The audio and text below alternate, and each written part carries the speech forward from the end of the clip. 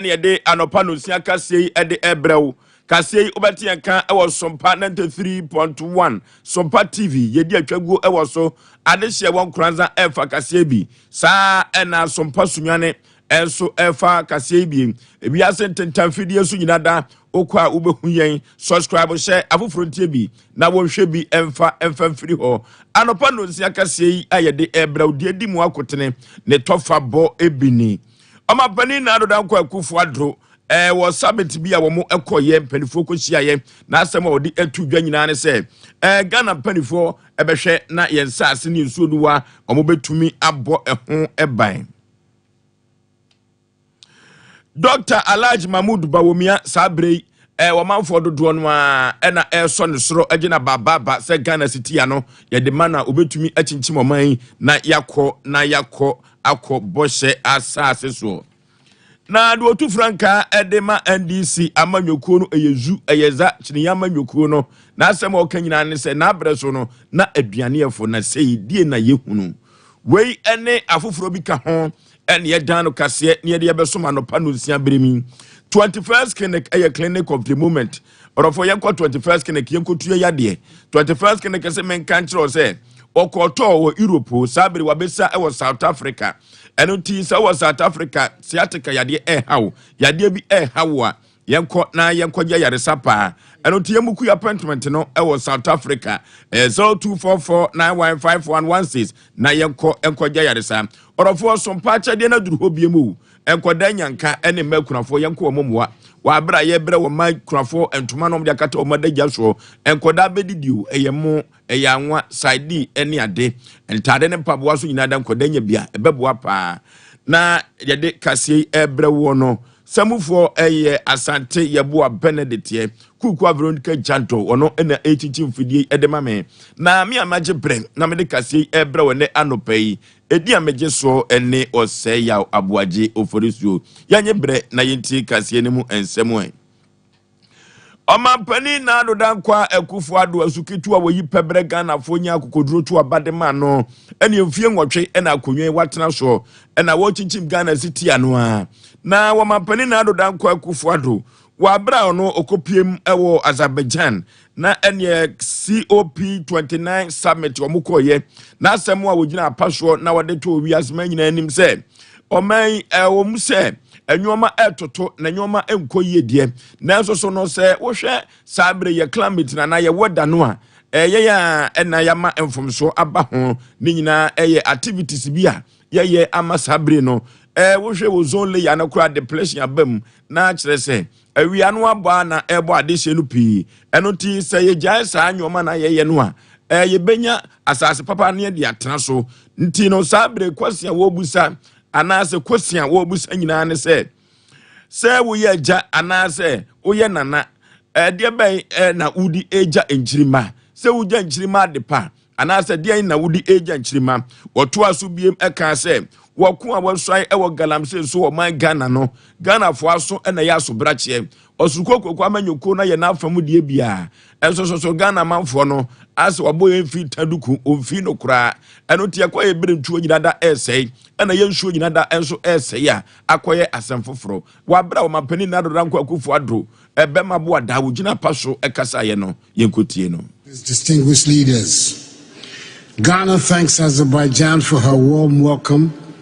and congratulates her for assuming the chairmanship of COP with dedication to our shared future, as I attend COP for the last time as President of the Republic of Ghana. Today we gather not merely as leaders or policymakers, but as individuals bound by our love for our lands and future generations. We're here to declare we stand in solidarity for a green world. For Ghana, climate change is real and immediate,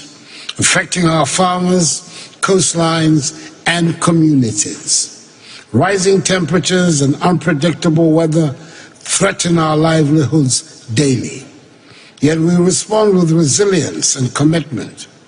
In 2021, Ghana submitted updated nationally determined contributions to the United Nations, encompassing 47 programs to mitigate and adapt to climate impacts.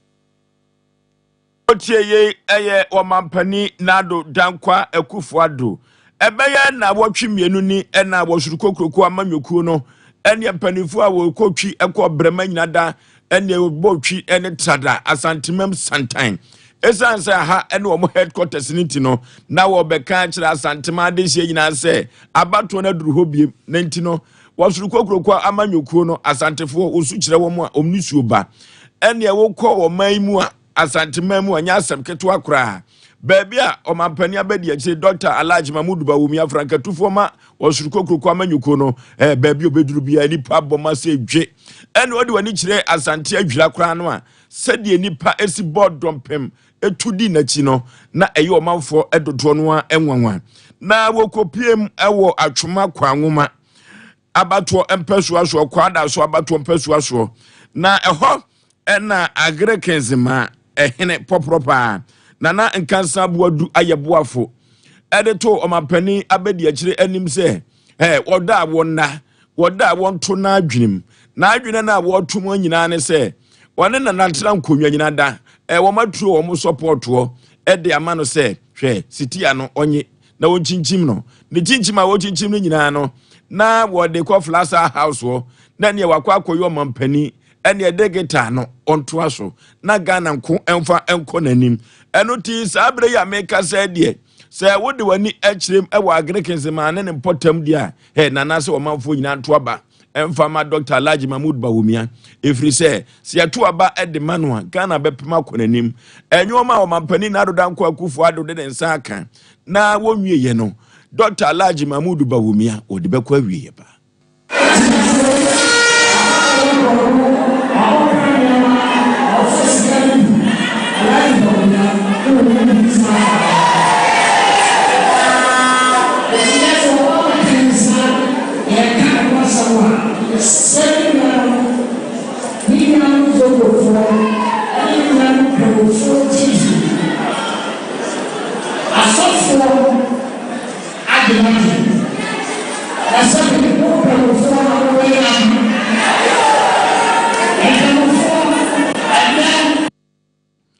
Eni aye kochie ye eye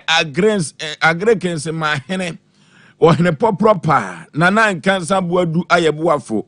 na wowie ye no ena Dr. Alhaji Mahmoud Bawumia Franka tufo ma osurukokroko amanyukuo no opagya animu ena osinana medamo ase na aseda mededamo no mingumu animu ase se munya memugidie na moto aba no ede mamia Ghana medene bekonkan pa na omanfo behu Ghana ye betina mu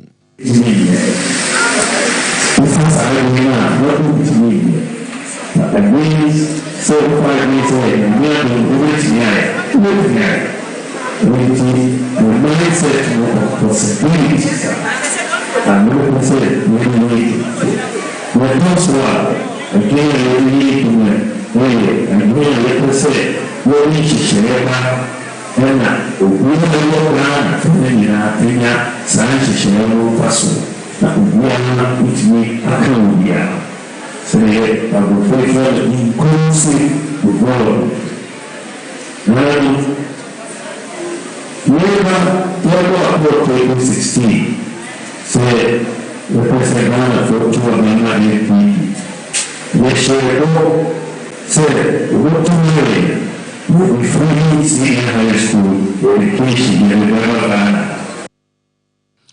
Wabra kampeto omapani abedi ache Dr. Alhaji Mahmoud Bawumia Franka tufo ema wosurukokroko amanyukuo no wosono de no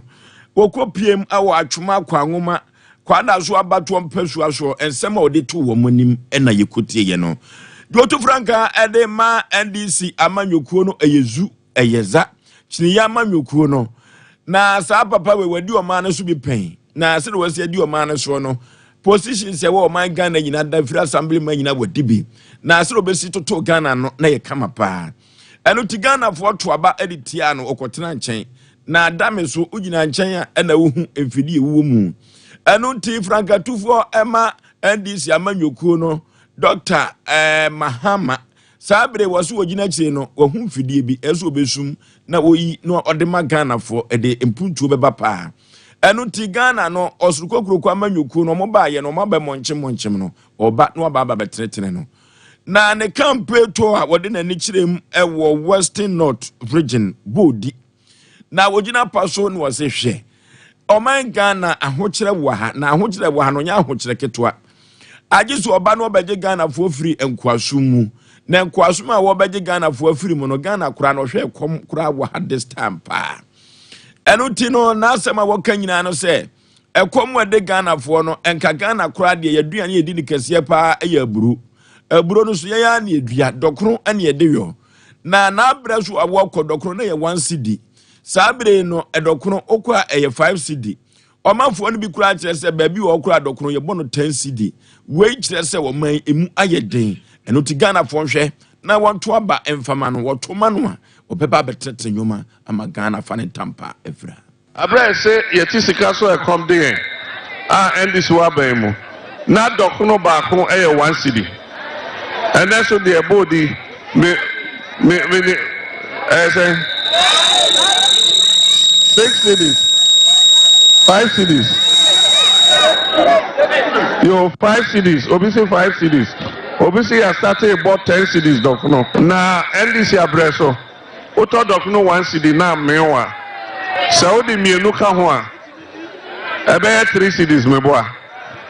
enso ene wudi dokno ba ko na mewa 5 cedis odi mienu ka ho ebe say 15 cedis na sa dokno no bema ojina ha ba ko emme no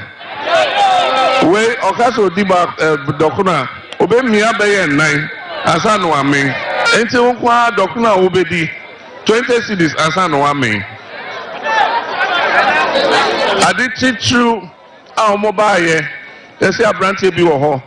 waye juma Bank of Ghana onim Ghana sika sem nyina oba obeba be siesie na yina ho atoy na sa nipa na ka say if in doubt look at the exchange rate. You can do all the propaganda you like with the economy.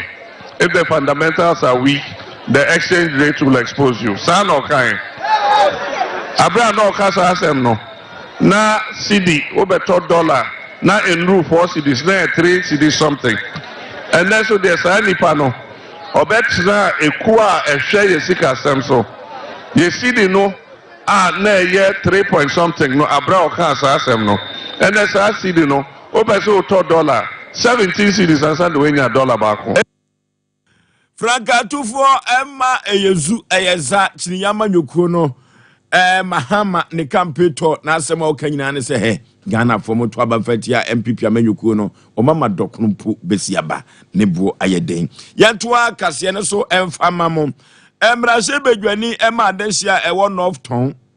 na wono na ye head of assurance committee ewo mrase bedwafi Samuel Okudwato abrakwa na asema odi abatudwa ano odene pa na awiase a ye ba ye no adwumaku a wono ena hwe yanom ene yadidie so Food and Drug Authority na Food and Drug Authority ade spire womo ena wo se komo kohwe na yeyi ye di free wo se de be ya Ghana de sie kodi aduane yankofa asem amfa mre womo na Samuel Okudwato abrakwa hwehwemu a waye ne se February bu ho baabi emu bia ye de ma free education for SAHS for no Samu no nyina da na aspire aban hweye na yesa bargain foforo edekoma asukufo Samuel Okudwato abrakwa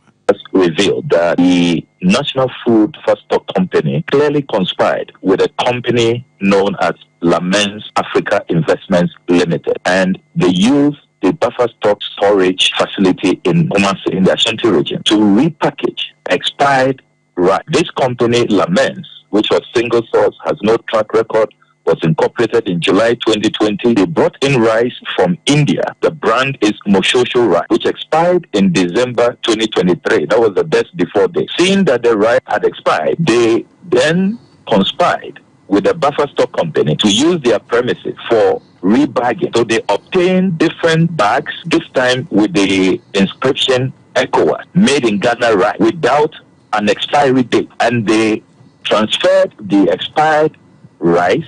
into these bags. Fortunately, there was a tip-off to the Ashanti Regional Police Command and the FDA. They moved in and sought to prevent whole criminal conduct from continuing. So the police closed down the place. I have intercepted letters that the Ashanti Regional Police wrote to the FDA asking that the sample that they had retrieved from this criminal enterprise.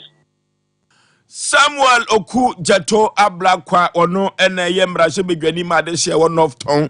abrekono a mbrashe bedwafie no assurance committee ono ene dano ne nsem ya wo ka se emona spy na ensem yo keka ho no ena yeko etie ye no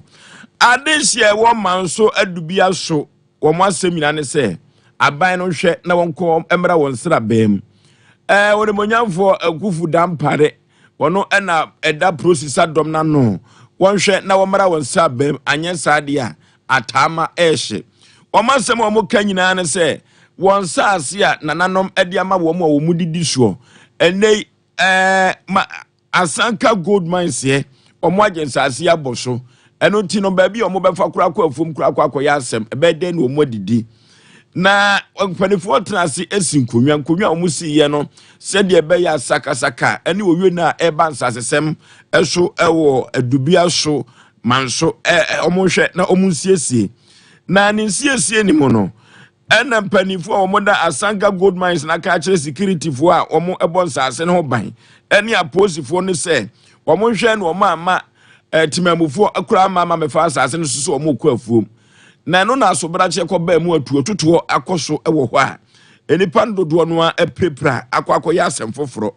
na asem foforo akwakoye no ama sabre no timamufu no omo kire omo pa kwan be no befa so na omo mfudie kro omo kwa anam akwakofa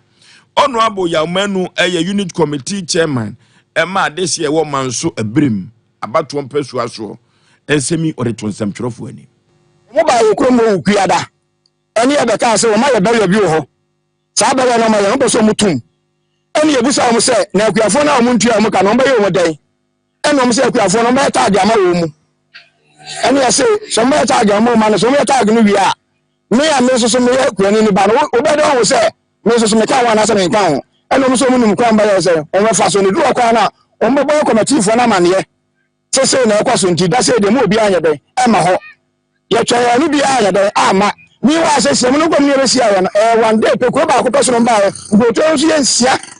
e na fa sa kwa no so go to nsia no ko ba ko person e no ba sa meeting no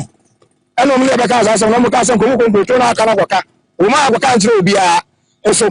ayo meeting e da sa kwasiara no alopa e na so bo ma fo mbanyifo aka na mane se ne o mi ko tieri mo ye de wo mo ka e na so ma sa oye ne oye de e ba ya tuo ka ka bi num eyam a be hu nyina kopi agosum ebi nan ene bi ensoso ataso ebi so ni atia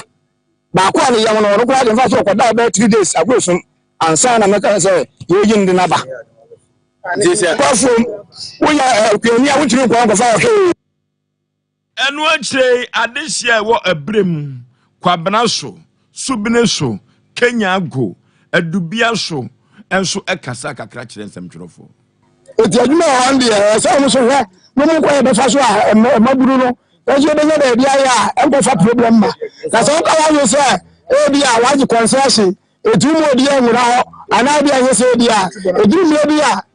e de gidi ni ye nsɛm fatal beba eti yesre empelifo ka bia wom so am fo mo na si fo ma abato so ne ya beto no eti so ma fo mo na si fo mo de abato ta mo ne de mo bia mfa balance mo bia ma ha yes, I'll be able to aba. Obi anu obeto aba yese empelifo ka bi ewom. Commander an so edibia commander no say pan bi ani ha. Akotim ti akora no. Oti sa commander ne empero. Krotu ahodo be enum emu nipa na sabre wo tentesu kokko se hwe mo anhwe no mama pepepe yo ama ha amadin yo ama mama fa ballot box no emma ha na yebepaja ato atwene yepaja ato atwene so a 51 plus 1 vote no the obenyan onya runoff ne beko runoff no so konanti ase ama court ne beko saa na ade hye eka eno ti abanhwe na wonko wo momoa aha ene yebema yede anopa no sia kase asi menwia ba kukua Veronica Jando the kuku woman on a bomb chido menwia mepena asem se na azuka oye Nigeria ni half Ghana half Nigeria ono ne chinchin fidie de maame ekoba jasisi primu bema na dawroma na media twagu ewo Sompa TV ne so no ene chidom ne do so man pike woni abranti o sports omo nyina bochi dom me a metena ase asante yeboa ono ne samufo me a metena ase de kase ebrewo o se ya oboaje ofosu animidin me ma mu nyina mo ani tia ade na yeso de akọ